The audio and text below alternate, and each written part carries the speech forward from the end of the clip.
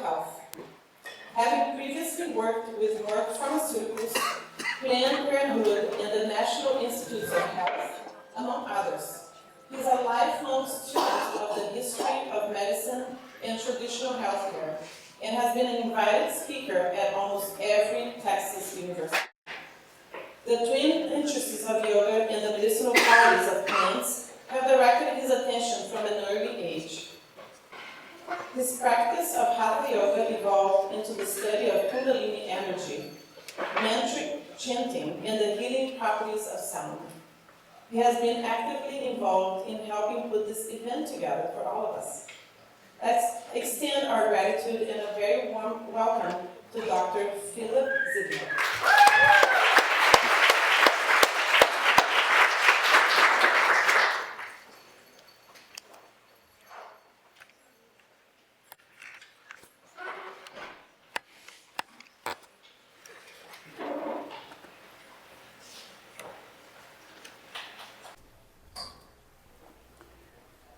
The sun seems like such a quiet, homogeneous structure, yet it's vastly dynamic.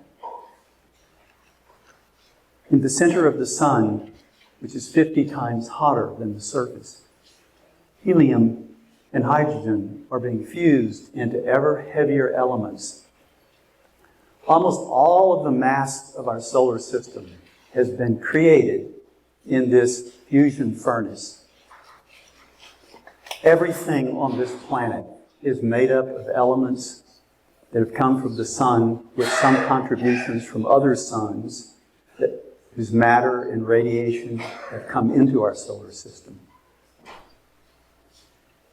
The sun has not only created the physical universe that we live in here on Earth, it also is responsible for many forms of energy. All the life that exists on this earth is directly dependent upon the sun. And so not only has it created it, it has sustained it. And not only has it sustained it, its mass has directed the movement of the earth. It set the seasons and the climate, so it has guided it. It also takes it through cycles of destruction and resolution. And it is as if the sun is also benevolent in that it is granting grace to everything that lives in this reality of ours. And so it really fulfills the 5 functions of consciousness: creation, sustainment, guidance, destruction, and bestowal of grace. And the sun is a metaphor for the human heart. On the faces of it, it looks like we have a physiological pump. But when we actually begin to study the heart as an energetic system, we begin to understand that the beating of the heart is not regular. There is a heart rate variability. It speeds up and it slows down at a regular interval and produces a deep sine wave curve whose intensity is 50 times as potent as the brain wave. We can bring a sensitive Gauss meter near your body and we can pick this up several feet. For an intense meditator, for someone who stays in a state of contentment, someone who has attained a level of expansion of consciousness, we may be able to detect it as far away as 50 feet. This heart wave radiation creates a field effect within the human body that is as important as the effect of the sun on the solar system. All of the different forms and organisms within your physical body are maintained and sustained by this field. There's not only the cells that make up your own genetic structure. And most of us have more than one cell line in us. There's yeast, there's fungi, there are parasitic or commensal organisms that are both taking and giving something. And all of these structures are dependent on not only the nutrition that we're consuming, but the field effect that's created by our heart. Even down at a cellular level, we have pieces of bacterial DNA at the base of all energy transformations in the mitochondria of our cells. We're not only an exosymbiont, we're also an endosymbiont in that we have pieces of other genetic material that are fundamental to our metabolism.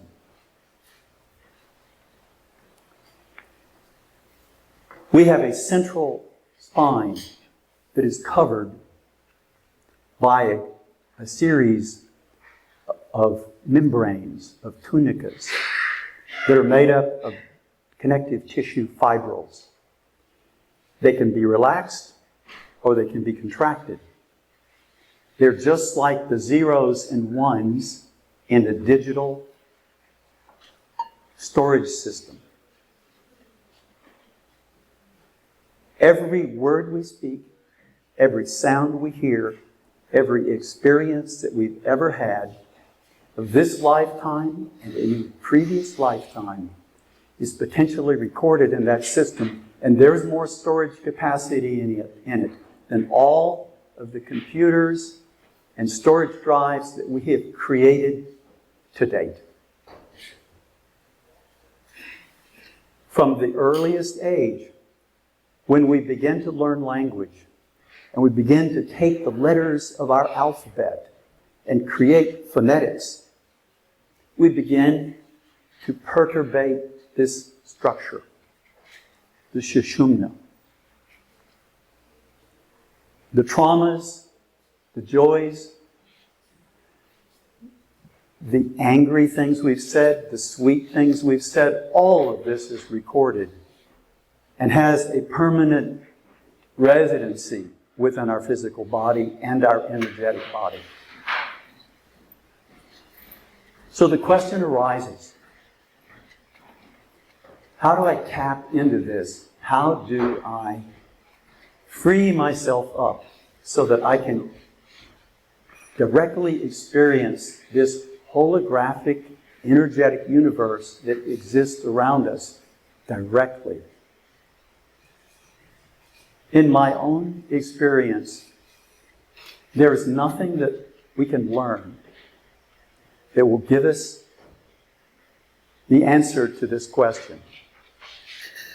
The only way that we can access it is by coming to the deepest understanding that there is not anything in the outer world that can give us this knowledge. We have to go inwardly to receive it. The cells of our body are exquisitely sensitive to the nutrients that we consume, to the sounds that we're exposed to all forms of energy and radiation that we come into contact with. We know that the olfactory nerves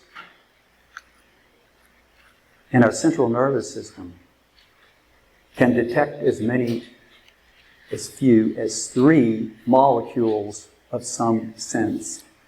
The afferent nerves are triggered with just 3 molecules. So when we try to understand how something that's extremely diluted could have a profound effect, you can begin to see it's not always an issue of dosage. It's often an issue of what it is.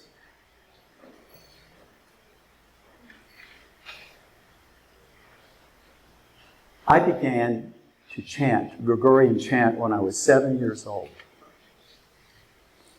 When the liturgy in Catholicism got rid of the Greek and Latin traditions, I turned my ear to Sanskrit chanting. to listening to mantras for the first time. And what I began to experience is if I could throw myself into just only singing the chant, and also only listening to precisely the nuance of the sound with every bit of my attention, the better I got at this, the more deeply it affected me. And I began to directly experience, especially when I did this a lot, when I did this practice daily, I began to become more and more sensitive so that I could allow this energy to come into me, this sound energy, and literally heat me up and experience spontaneous movements, subtle movements, but also sometimes physical kriyas as well. I lost interest in collecting information and analytical data at that point and became completely absorbed into trying to understand things only from an intuitive level. It made me almost an outcast among the physicians in this community that I practice with, and to the consternation of my parents, in that my family had already been in Texas as naturopathic MDs for 100 years. When I graduated from medical school 50 years ago this June. I could really resonate with some of the things that Dr. Chu said today, and if I had more time, I would riff off into that, because I really, the truth of what she spoke to was very profound to me. What I would like to do with you today is to give you an experience of that going inwardly. Because if you do rhythmic breathing, you can charge this system and break through some of the impediments, energetically, conceptually. If you try to count your breath, if I said, breathe in to the count of 6 and hold for this many counts and then exhale to this many, this keeps you in your mind. And the only way you're going to have the experience we're talking about is that you let go of that rational mind. So the Indians have invented, over the time of millennia, a system of mantras sung to specific melodies. And what they have in common is they are either speaking to one of the great truths, or they are the names of an aspect of divinity that is manifest in creation. When we look at all the names of the incarnated aspects of God, we see this vast pantheon, and sometimes to Western mind, it's a puzzle. Today we are going to be chanting some of the names of Krishna. Lord Krishna is the aspect that manifests as divine love. It is the aspect that centers on the heart chakra, the Anahata chakra. Anahata means unstruck sound, subtle, but very powerful. When we repeat the phrase, we are rhythmically breathing. The bellows of the lung is creating a huge charge in the system. And much of this energy is being brought into the second chakra, the Svadhisthana chakra, which is the chakra of creative energy on all levels, the manifestation of abundance, the manifestation of spiritual abundance and awakening as well. So this is a right time for us to do this. I would like to give you an image, a dharana, before we proceed into this. So uncross your legs and invite you to close your eyes. And now again, take in a breath and notice where the breath stops in your chest. You're looking at the place where the breath stops and then is initiated as the out-breath. Just watch the flow of your breath coming in and going out. And imagine in that place the sun. A 12-petaled golden lotus sun. And this sun looks like a sunflower. It has a dark, seated center, like the moon shadow of an eclipse moving over the center of the sun. Keep watching the space where the breath comes to and recedes from. And imagine that the warmth of the sun is being absorbed on your inhalation into every cell of your body. And that when you exhale, you consciously radiate the rays of golden light into all the parts of your physical structure. And on another out-breath, to everyone that is close to you that you love, or that's physically present with you. The warmth of the sun on the inhale, and the expression of the radiant light from those 12 golden lotus petals to all of nature, to all of the Gaia of the earth. You have become an emissary of grace. You are absorbing the grace, the sankalpa, the will of the sun, to be benevolent in all sense. And you are passing it on to everything that is in your awareness. This is one of the most vital energetic connections in the universe. It's always happening, but it's not generally in our awareness. When you place yourself in this participation, you're participating in one of the most dynamic exchanges of energy that's happening. And it's very beneficial for you to do this all the time. The practice is done whatever you're doing. And you can certainly do it while you're chanting. The sunflower dharana is the eclipse dharana. Even if we can't see the sun and the shadows over it on Monday, we're being given another very important message. In the end, even if you sat at the feet of a great master, you found a true guru, you found someone who lives and walks Christ consciousness, who exhibits the Buddha field. No matter how much they care for you, no matter how brilliant they are in their expression, no matter how much they love you, they can't take you to the place that you long for. The only way you can get there is to turn your attention inwardly. I have lost interest in creating cosmologies and trying to understand them, although they are beautiful to study as belief systems. I think that the practices will get you there, and that turning your attention to doing the practices, meditation on the self, the unvarnished manifestation of consciousness that exists within you as you. The teachings of this lineage that I found, the Siddha Yogas,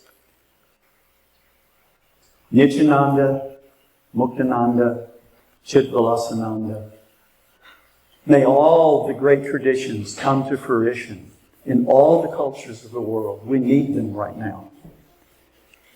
And just as we exist within a holographic universe and a holographic earth, there are so many different angles and perspectives to look at these truths from. But the truths are always the same. We will know that it is a valid path because of the truths it promotes.